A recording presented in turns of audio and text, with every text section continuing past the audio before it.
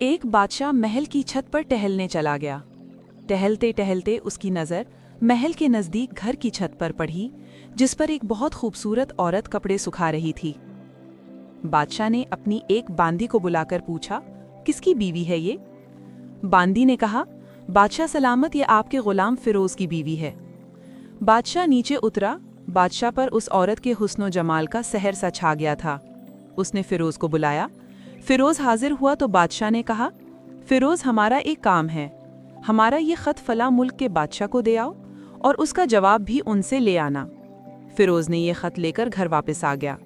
خط کو اپنے تکیے کے نیچے رکھ دیا، سفر کا سامان تیار کیا، رات گھر میں گزاری اور صبح منزل مقصود پر روانہ ہو گیا۔ اس بات سے لا علم کہ بادشاہ نے اس کے ساتھ کیا چال چلی ہے۔ ادھر فیروز جیسے ہی نظروں سے اوجھل ہوا، بادشاہ چپکے سے فیروز کے گھر پہنچا اور آہستہ سے فیروز کے گھر کا دروازہ کھٹکھٹایا۔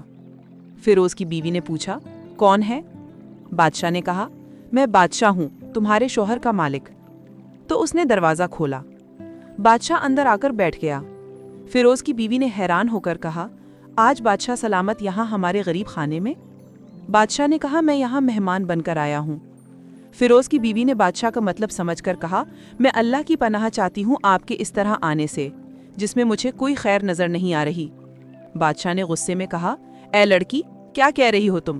شاید تم نے مجھے پہچانا نہیں، میں بادشاہ ہوں، تمہارے شوہر کا مالک۔ فیروز کی بیوی نے کہا، بادشاہ سلامت، میں جانتی ہوں کہ آپ ہی بادشاہ ہیں، لیکن بزرگ کہہ گئے ہیں، شیر کو اگرچہ جتنی بھی تیز بھوک لگی ہو، لیکن وہ مردار تو نہیں کھانا شروع کر دیتا۔ اور کہا، بادشاہ سلامت، تم اس کٹورے میں پانی پینے آ گئے ہو جس میں تمہارے کتے نے پانی پیا ہے۔ بادشاہ اس عورت کی باتوں سے بڑا شرمندہ ہوا اور اس کو چھوڑ کر واپس چلا گیا، لیکن اپنے چپل وہیں پر بھول گیا۔ یہ سب تو بادشاہ کی طرف سے ہوا۔ اب فیروز کو آدھے رستے میں یاد آیا کہ جو خط بادشاہ نے اسے دیا تھا وہ تو گھر پر ہی چھوڑ آیا ہے۔ اس نے گھوڑے کو تیزی سے واپس موڑا اور اپنے گھر کی طرف لپکا۔ فیروز اپنے گھر پہنچا تو تکیے کے نیچے سے خط نکالتے وقت اس کی نظر پلنگ کے نیچے پڑے بادشاہ کے چپل پر پڑی، جو وہ جلدی میں بھول گیا تھا۔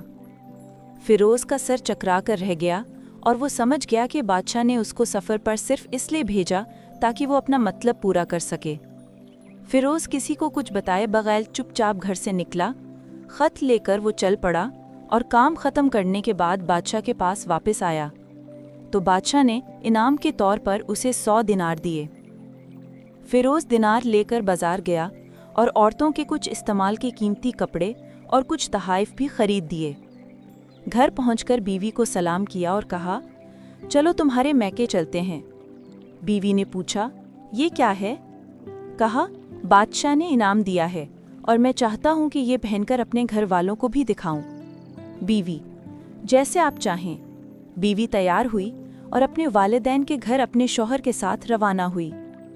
داماد اور بیٹی اور ان کے لائے گئے تحائف کو دیکھ کر وہ لوگ بہت خوش ہوئے۔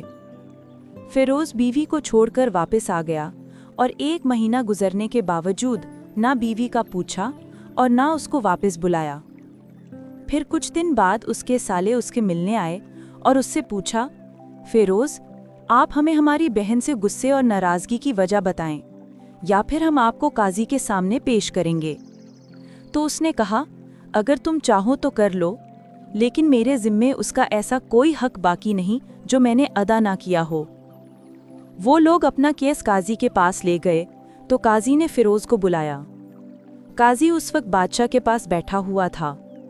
بھائیوں نے کہا، اللہ بادشاہ سلامت اور قاضی القضا کو قائم و دائم۔ قاضی صاحب، ہم نے ایک سرسبز باغ، درخت پھلوں سے بھرے ہوئے اور ساتھ میں میٹھے پانی کا کنواں اس شخص کے حوالے میں دیا تو اس شخص نے ہمارا باغ اجاڑ دیا، سارے پھل کھا لیے، درخت کاٹ لیے اور کنویں کو خراب کر کے بند کر دیا۔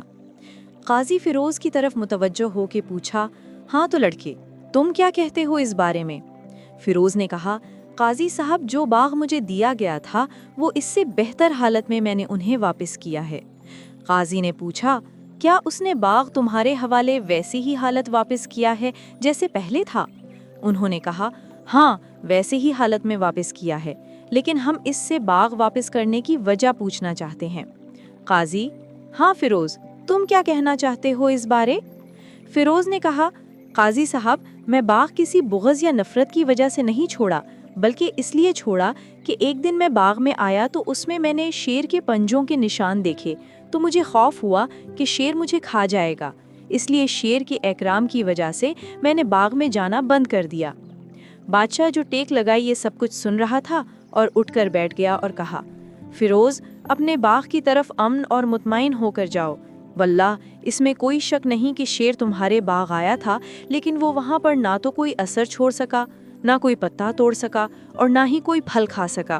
وہ وہاں پر تھوڑی دیر رہا اور مایوس ہو کر لوٹ گیا، اور خدا کی قسم میں نے کبھی تمہارے جیسے باغ کے گرد لگے مضبوط دیواریں نہیں دیکھیں۔ تو فیروز اپنے گھر لوٹ آیا اور اپنی بیوی کو بھی واپس لے لیا۔ نہ تو قاضی کو پتا چلا اور نہ ہی کسی اور کو کہ ماجرا کیا تھا۔ کیا خوب بہتر ہے اپنے اہل و عیال کے راز چھپانا تاکہ لوگوں کو پتہ نہ چلے۔ اپنے گھروں کے بھید کسی پر ظاہر نہ ہونے دو۔ اللہ آپ لوگوں کے گھروں کو خوشیوں سے بھر دے، آپ کو، آپ کے اہل و عیال اور آپ کے مال کو اپنے حفظ و امان میں رکھے، آمین۔ اور ہاں، سوچنا لازمی، شکریہ، دعاؤں میں یاد رکھنا۔